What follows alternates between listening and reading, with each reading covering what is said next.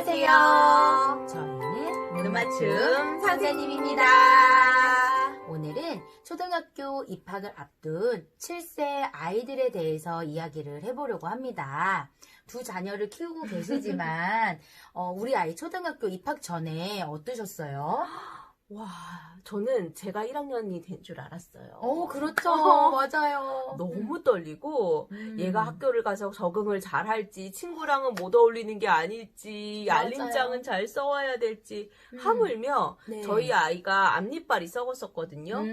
그래서 그래서 앞니빨이 썩어서 친구들에게 왕따 당하는 건 아닐지. 그렇죠. 엄마들이 그런 걱정을 많이 하죠. 너무 걱정됐어요. 맞아요. 그리고 어린이집이나 유치원보다 등원 시간이 조금 빨라진 경우도 맞아요. 많기 때문에 저는 아이가 학교 9시 수업인데 그 전에 등교를 잘 시킬지에 대한 부분도 걱정이 많았고요. 엄마도 부지런해줘야 돼. 맞아요. 그리고 선생님이 하는 말을 이 아이가 잘 집중해서 들을지 40분이라고 하는 수업 동안에 엉덩이를 잘 붙이고 있는지 이런 것들이 많이 걱정이 되는 것 같아요. 맞아요. 그런데 저희가 올해 한 해는 코로나로 인해서 아이들이 학교를 자주 못 갔었죠. 맞아요. 네네. 선생님은 학교를 못 가서 이제 초등학교 1학년 다니고 있는 친구들도 마찬가지고요. 네. 이제 1학년이 되는 친구들의 가장 좀 속상한 점, 어려운 점은 뭐라고 생각하세요? 네, 지금 학교를 안 가고 있는 거에 대해서 어머님들이 걱정이 많으실 거예요. 그러면 우리가 이 걱정이 뭔지를 하나하나 구체적으로 짚어볼게요. 이렇게 짚어보는 이유는 막연한 걱정과 막연한 불안함보다는 어떤 명확한 불안감을 우리가 알고 있을 때 그 다음 단계인 대처 방법이나 그거를 어떻게 다룰지 현재 상태가 내가 어떤지를 알게 되면 명확해지게 되고 다음 단계로 넘어갈 수 있기 때문에 맞아요. 한번 해보도록 할게요.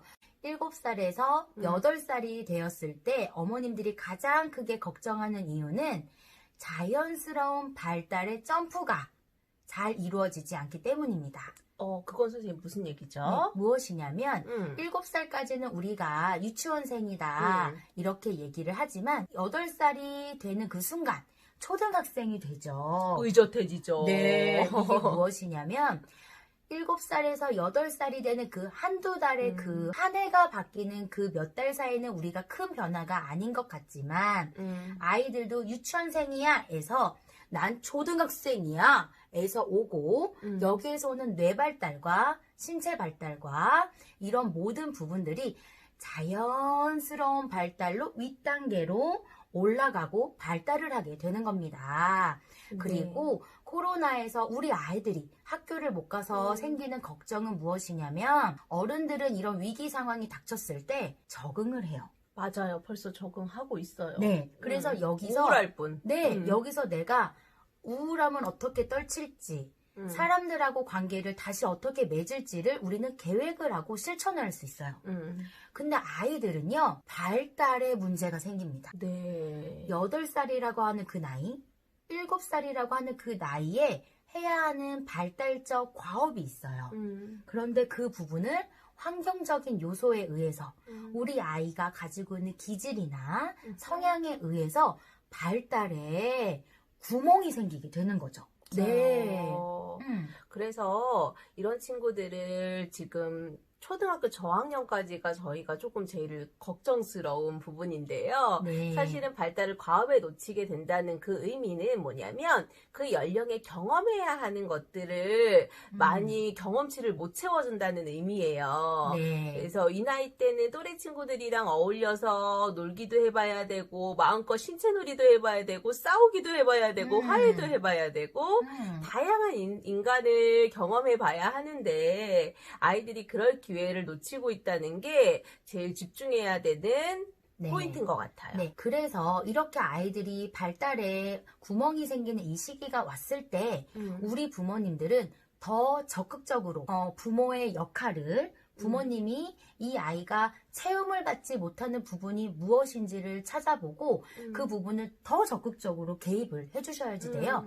여기서 말하는 개입은 내가 계획한 대로 너희들 따라와가 아니라 아이들이 자연스럽게 발달을 할 수 있도록 그 자극의 양을 더 많이 해주시라는 뜻인 거죠.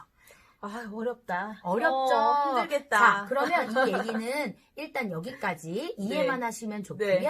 그러면 8살이 초등학교를 앞두기 전에 어떤 준비사항을 체크해야 되는지 하나씩 알아보도록 하겠습니다.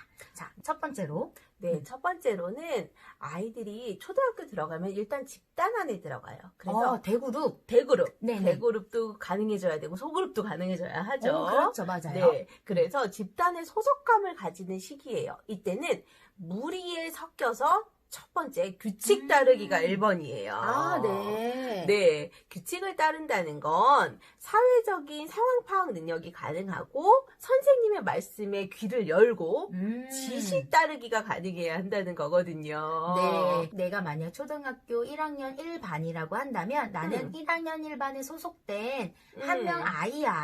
맞아요. 그리고 나는 여기서 우리 선생님은 누구야, 내 짝은 누구야 에서부터 이 그룹 안에 내가 포함되어 있다라는 거를 느낄 수 있어야 하는 거죠. 네. 그래서 타인이 보는 나를 구축할 수도 있고 또 또래 친구와 내가 얼마나 다른지 또 얼마나 같은지 네. 사회적인 집단 안에 있는 나를 생각할 수 있을 정도. 그리고 그러니까 이건 좀 어려운 말이었다면 선생님 말을 집에 와서 전달할 수 있고 알림장 잘 쓸 수 있고 갈등이 생겼다면 어른에게 도움을 요청하거나 또래 친구끼리 문제를 해결하는 노력을 할 수 있고 네. 이 정도가 좀 준비되어 있어야 되겠죠. 여기서 부모님들이 체크해야 될 것은 뭐냐면 대그룹, 소그룹일 때 뭔가 의견을 얘기를 나누고 한 줄 기차를 해야 하는데 우리 아이는 그 그룹 안에서 듣기만 해도 괜찮아요. 그래서 가만히 잘 듣는 거에 참여를 하는지 혹은 내가 여기에 관심이 없다고 그냥 휙 가버리는지 그리고 선생님이 전체적인 우리 반 아이들한테 얘기를 하고 있을 때 내 아이는 딴짓을 하고 나한테 하는 말인지 못 알아듣는지 이런 소속감과 관련된 부분에선 우리 아이가 괜찮은지 체크해 보셔야 되는 것이죠. 맞아요. 그리고 두 번째는 착석이 돼야 돼요. 오, 착석이 네. 좀 길게 돼야 되겠죠. 규칙을 지킬 수 있고 내가 수업 시간에 엉덩이 힘을 가지고 앉아서 선생님께 집중할 수 있는지 네, 그리고 그 안에서 선생님 말에 막 손들고 내가 하고 싶은 때 막 규칙 어기고 하는 게 아니라 앉아서 듣는 능력이 되는지 그것도 체크해 보셔야 돼요. 학교 수업 시간이 한 교시에 40분이기 때문에 우리 아이가 40분 동안 버틸 수 있는지를 체크해 봐야 되는 것이죠. 네. 그리고 학교를 못 가는 것에 대해서 가장 큰 걱정은 간접 경험이에요. 그건 무슨 말이죠? 네, 간접 경험이라고 하는 건 내가 실제로 친구와 같이 해결을 하고 갈등을 하고 선생님한테 나의 의견을 표현하는 것도 있지만 내가 이렇게 앉았을 때 우리 부모님이나 우리 유치원 선생님과 다른 선생님, 다른 모델링이 되는 교사, 그리고 다양한 선생님들을 보면서 모델링을 세울 수 있고요. 한 교실 안에서 다양한 친구들을 보게 되는데 저쪽 친구들끼리는 사이좋게 어떻게 노는지를 관찰을 통해서 배울 수 있고 갈등 상황이 생겼을 때 이런 문제가 있으면 친구들하고 문제가 생기는구나 하고 이렇게 간접적으로 관찰을 통해서 경험을 할 수 있다는 겁니다.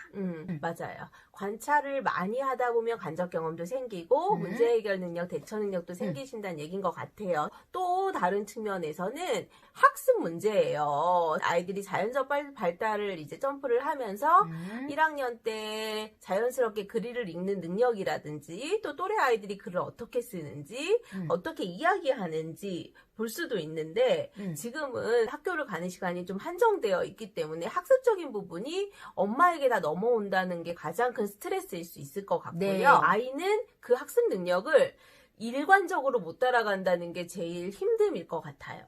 네, 우리 아이가 지금 시기에 예체능이나 많이 노는 것도 중요하지만 선생님이 지금 가르치고 있는 저 내용이 무엇인지 언어 이해력 놓치시면 안 되고 맞아요. 그리고 지금 우리가 더하기 빼기를 한다고 한다면 그 정도는 잘하지는 못해도 따라는 갈 수 있어야 한다는 것이죠. 네. 그리고 한글 언제부터 배워야 돼요? 라고 이야기 많이 하시는데요. 네. 한글은 우리가 세종대왕님이 다 읽고 쓰고 문맥이 없게 만드셨기 때문에 사실은 한글을 읽고 쓰는데 대부분의 아이들이 어려움은 없습니다.